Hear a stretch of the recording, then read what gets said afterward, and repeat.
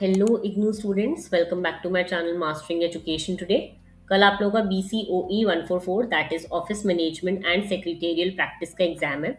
तो ये वाले PDF में आपको टोटल अराउंड 17 to 20 क्वेश्चंस मिल जाएंगे, जिसमें ये सारे इंपॉर्टेंट क्वेश्चंस हैं। ऑलराइट, हम लोग बिना किसी टाइम वेस्ट करे क्वेश्चन 1 से स्टार्ट करते हैं।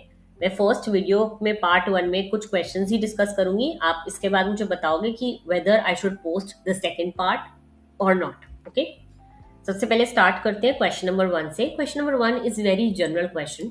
Discuss the roles, functions and duties of an office manager. Very easy. एक मैनेजर आप लोग को पता है क्या होता है, लेकिन फिर भी हम समझते हैं ऑफिस मैनेजर किसी कहते हैं।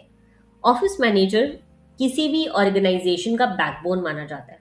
अगर ऑफिस को एक हम मशीन मान लें तो ऑफिस मैनेजर उस मशीन का कंट्रोलर होता है, जो इंश्योर करता है कि हर काम स्मूथली चले। ये आपका टॉप मैनेजमेंट और एम्प्लॉयज के बीच एक इंपॉर्टेंट लिंक की तरह भी बहुत इंपॉर्टेंट काम करता है। ओके, अगर हम इसके फंक्शंस देखें ऑफिस मैनेजर के, तो इनका काम होता है प्लानिंग करना। प्लानिंग का मतलब है पहले से डिसाइड करना कि क्या काम करना है, कैसे करना है, कब करना है। ओके, ऑर्गेनाइज करना। इस फंक्शन में ऑफिस के डिफरेंट टास्क को डिवाइड किया जाता है और एम्प्लॉयज को उनकी रिस्पॉन्सिबिलिटी दी जाती है ताकि काम जो है सिस्टमैटिक वे से हो। स्टाफिंग, स्टाफिंग का मतलब है एम्प्लॉयज की रिक्रूटमेंट करना, उनकी ट्रेनिंग करना और परफॉर्मेंस चेक करना।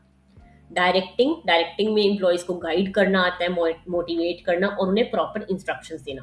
कोऑर्डिनेट करना, अलग अलग डिपार्टमेंट्स को कोऑर्डिनेट करके रखना। कंट्रोल करना मतलब चेक करना कि जो प्लानिंग की गई थी उसके अकॉर्डिंग काम हो रहा है या नहीं। बजटिंग करना, ऑफिस मैनेजर ऑफिस के एक्सपेंसेस और बजट को भी मॉनिटर करता है। ठीक है, ये तो आ गए उसके फंक्शंस कि क्या क्या उसके काम है। अब उसकी ड्यूटी जो मैंडेटरी है करनी उसे। ठीक है, सबसे पहले आ जाती है एक तो प्रोवाइडिंग इंफॉर्मेशन। मैनेजमेंट को देखो, टॉप मैनेजमेंट की तरफ उसकी क्या ड्यूटी होती है? इंपॉर्टेंट रिपोर्ट्स और इंफॉर्मेशन प्रोवाइड करना, पॉलिसीज जो दी हैं उन्होंने वो इम्प्लीमेंट करना और ऑफिस प्रोसीजर्स में इंप्रूवमेंट के लिए सजेशंस देना। अब उनके सबऑर्डिनेट्स की तरफ क्या ड्यूटी आती है? उनकी एम्प्लॉयज को गाइड और सुपरवाइज करना, उन्हें मोटिवेट करना, साथ ही साथ डिसिप्लिन मेंटेन करना और कॉन्फ्लिक्ट्स को सॉल्व करना। ओके, अब अगर हम देखें managerial roles of an office manager, क्या क्या रोल्स होते हैं? एक तो इंटरपर्सनल रोल होता है, लीडर और मोटिवेटर की तरह काम करना। इंफॉर्मेशन होता है, इंफॉर्मेशन कलेक्ट और शेयर करने की रिस्पॉन्सिबिलिटी। और डिसीजनल रोल्स, प्रॉब्लम सॉल्व करना और इंपॉर्टेंट डिसीजन लेना। ऑलराइट, बहुत ईजी था। सिंपल वर्ड्स में ऑफिस मैनेजर ऑफिस का कोऑर्डिनेटर और कंट्रोलर होता है, जो कि planning, organising, staffing, directing, coordinating, controlling, budgeting के थ्रू ऑफिस को इफेक्टिवली चलाता है और ऑर्गेनाइजेशन के गोल्स अचीव करने में हेल्प करता है। Very easy. मैनेजर आप लोगों ने जनरली मैनेजर देखे हैं, आपको पता है कि उनका काम क्या होता है, आप वो जनरल आंसर भी लिख सकते हो इसमें। ओके, नेक्स्ट हम आते हैं क्वेश्चन नंबर 2 पे। Question number 2 is asking you explain the term secretary and discuss various roles and duties of a secretary in a modern organization. Organization मतलब कंपनी। ये जितने भी मैंने ऑल्टरनेटिव क्वेश्चंस दिए ये वो क्वेश्चन है जिनकी लैंग्वेज अलग है लेकिन आंसर सेम ही लिखा जाएगा जो मैंने नीचे दिया है। ओके, अब सबसे पहले समझते हैं कि सेक्रेटरी होता कौन है। सेक्रेटरी वर्ड जो है लैटिन वर्ड से लिया गया है। ठीक है, ये आप याद रखोगे, यहाँ पे मैंने बता रखा है सेक्रेटरीस। ओके, ये देखो, जिसका मतलब होता है एक ऐसा पर्सन जिसे कॉन्फिडेंशियल या इंपॉर्टेंट मैटर्स की रिस्पॉन्सिबिलिटी दी जाती है। आज के अगर हम मॉडर्न ऑफिस में सेक्रेटरी सिर्फ लेटर टाइप करना या फाइल मेंटेन करना नहीं, तब वहां तक लिमिटेड नहीं रहता, बल्कि मैनेजमेंट का ट्रस्टेड असिस्टेंट और कोऑर्डिनेटर होता है, जो भी एक तरह लगा लो पर्सनल सेक्रेटरी टाइप होते हैं ना। बहुत बार तुमने देखे होंगे मूवीज में, सीरीज में, वही होते हैं। ठीक है, सिंपल लैंग्वेज में मैं बताऊं तो सेक्रेटरी वो पर्सन है जो आपको communication, meeting, records, office administration इन सबको मैनेज करता है ताकि ऑर्गेनाइजेशन जो है स्मूथली फंक्शन करे। ओके, टाइप्स ऑफ सेक्रेटरी आ जाते हैं। एक तो प्राइवेट होता है जो किसी सीनियर एग्जीक्यूटिव या मैनेजर के साथ डायरेक्टली काम करता है। ठीक है, फिर आता है कंपनी, लीगल और स्टैट्यूटरी कंप्लायंस इंश्योर करता है। ये बेसिकली बोर्ड मीटिंग ऑर्गेनाइज करता है, कंपनी रिकॉर्ड्स मेंटेन करता है। और आता है government secretary. Government secretary government department में काम करता है और पॉलिसीज इंप्लीमेंट करने और डिपार्टमेंट कोऑर्डिनेट करने में हेल्प करता है। ओके, तीन टाइप के सेक्रेटरी। ड्यूटीज क्या होती हैं इनकी? एक तो कॉरेस्पॉन्डेंस हैंडल करना, यानी कि ऑफिस के लेटर्स, ईमेल्स और ऑफिशियल कम्युनिकेशन को हैंडल करता है। मीटिंग ऑर्गेनाइज करना, मीटिंग अरेंज करना, ठीक है, नोटिस भेजना, एजेंडा प्रिपेयर करना, ये सब। Maintaining records and documents, office की फाइल्स, रिपोर्ट्स, कॉन्ट्रैक्ट्स, ये सब सेफली मेंटेन करना। Liaison and communication, secretary management और एम्प्लॉयज के बीच कम्युनिकेशन ब्रिज की तरह भी काम करता है। इससे इंफॉर्मेशन का जो फ्लो है वो स्मूथ रहता है। ठीक है।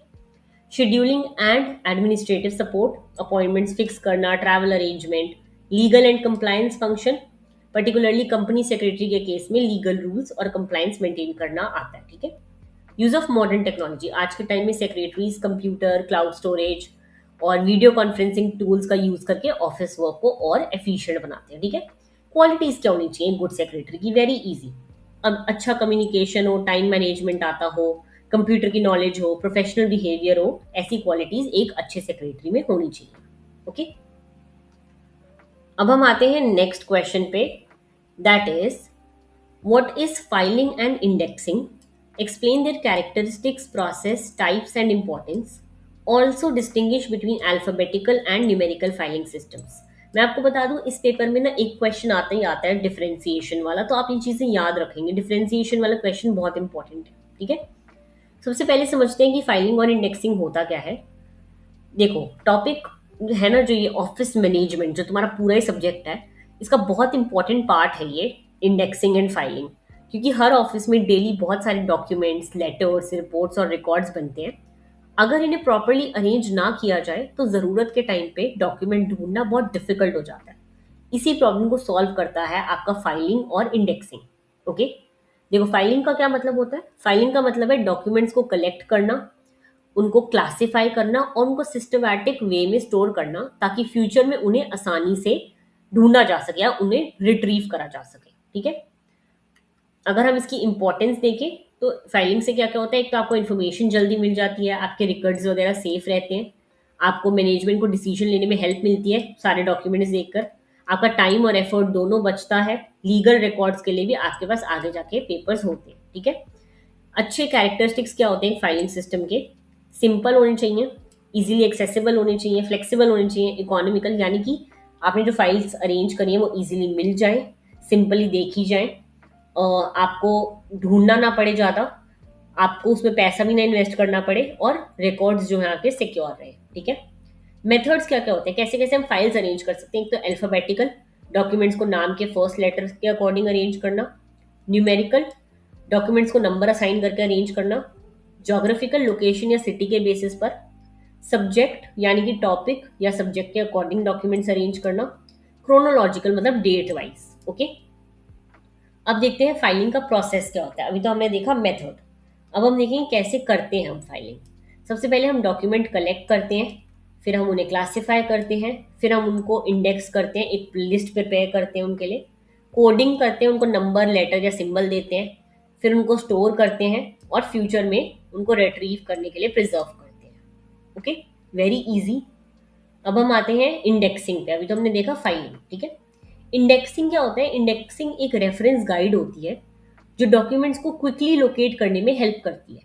अगर फाइलिंग को लाइब्रेरी मान लें तो इंडेक्सिंग उस लाइब्रेरी का एक कैटलॉग हो गया। जैसे कि आपने सब कुछ अरेंज तो कर दिया फाइलिंग कर, लेकिन आप अपने पास एक लिस्ट रखोगे जिसमें सबको पता होगा कि अच्छा इस वाले खाने में या फिर इस वाले लेफ्ट साइड जाके राइट वाले कॉलम पे ये चीज पड़ी है। ठीक है। तो ये होता है कि कौन सी बुक कहाँ रखी है बेसिकली। अब इसके टाइप्स आ जाते हैं, एक होती है card indexing, strip indexing, visible indexing, काफी सारी। ठीक है। व्हील, कंप्यूटराइज, बहुत सारे इंडेक्सिंग के टाइप्स होते हैं। आपको अब देखो समझ आ गया होगा अल्फाबेटिकल वर्सेस न्यूमेरिकल फाइलिंग में क्या डिफरेंस होता है। Very very easy, very easy. Okay. File versus e file भी समझ आ गया होगा। ई फाइल का मतलब इलेक्ट्रॉनिक फाइल जो डिजिटली रिकॉर्ड हो सके। ओके। अब देखो हमने 3 इंपॉर्टेंट क्वेश्चंस जो हैं इसमें डिस्कस कर लिए हैं। ओके। अगर मैं टोटल यहाँ पे लगा के देखूं तो टोटल इस वाले पूरे पीडीएफ में क्वेश्चंस हैं 15 क्वेश्चंस। 3 क्वेश्चंस हमने डिस्कस कर लिए हैं। अब आप मुझे बताओगे कि क्या आपको समझ आ रहा है और whether you want me to post part 2 और नॉट। आपको नीचे नंबर कमेंट करना है 2। ऑलराइट। और अगर आपको समझ आया तो मुझे बताना, अगर नहीं, अगर आप चाहते हो मैं सिर्फ ये पीडीएफ पोस्ट कर दूं या फिर आप लोग ये पीडीएफ बाय करना चाहते हो तो नीचे दिए गए टेलीग्राम लिंक पे आप मेरे को कॉन्टैक्ट कर सकते हो और ये पीडीएफ मेरे से बाय कर सकते हो। ओके। सॉरी, टेलीग्राम लिंक नहीं, इंस्टाग्राम लिंक। मैंने इंस्टाग्राम का लिंक दे रखा है, वहां पे मेरे को डीएम ड्रॉप कर सकते हो इस पीडीएफ के लिए। ओके। बाकी अगर सेकंड पार्ट आया तो मिलते हैं सेकंड पार्ट में। All the very best for your exam. Thank you so much.